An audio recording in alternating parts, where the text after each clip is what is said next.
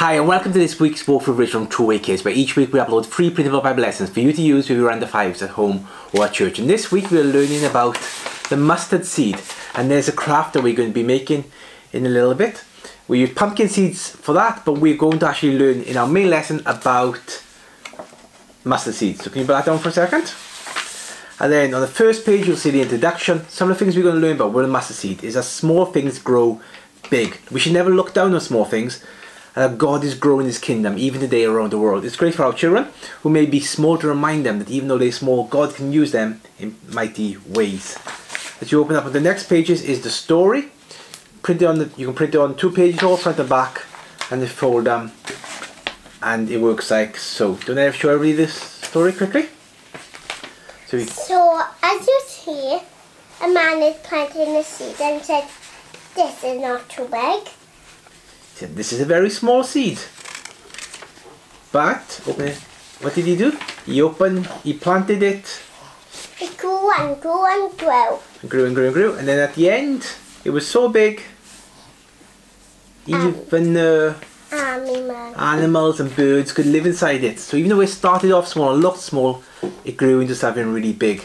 On the next page we have games and activities, and we have a few which we can do. The first one is a leaf hunt. Or tree hunt. We like to do that, and we go out and about, find different leaves or trees, and we can get crayon and rub them to make a pattern come through. And then when you go home you can try and find out what tree or leaf it was. There's lots of apps you can download if you're using a phone to help you to do that. Another one is to make a nest full of birds. So for an egg, we'd see that the birds made a nest in the mustard seed bush, so you can try and make a nest. It's a good STEM project, science project to make with your children. Wrap leaves around or grass around or twigs around and try to make a nest to put an egg in. And then finally is a relay race. You have a bucket of soil over there and a shovel and some pots here, garden pots. And in teams you got to race to see who can fill up their pot the quickest. Also in this week's lesson we have a number of worksheets you can use. The first one is this one, which says a plant needs and a plant doesn't need. Then there's pictures below which you can cut out and glue into the right place. For example, pizza. Timothy, what do you think? Does a plant need pizza or doesn't need pizza? Doesn't. What about water? Does a plant need water or doesn't need water? It needs water. So you put it in now, and brilliant. This next worksheet is a maths one with addition, leaf addition. So you count the leaves, then at the bottom you cut out the right number and put it in the right place. So there you got, how many leaves have we got? 1, 2, 3. So you cut out number 3 and glue it there. This one's just for practice with writing with pencils.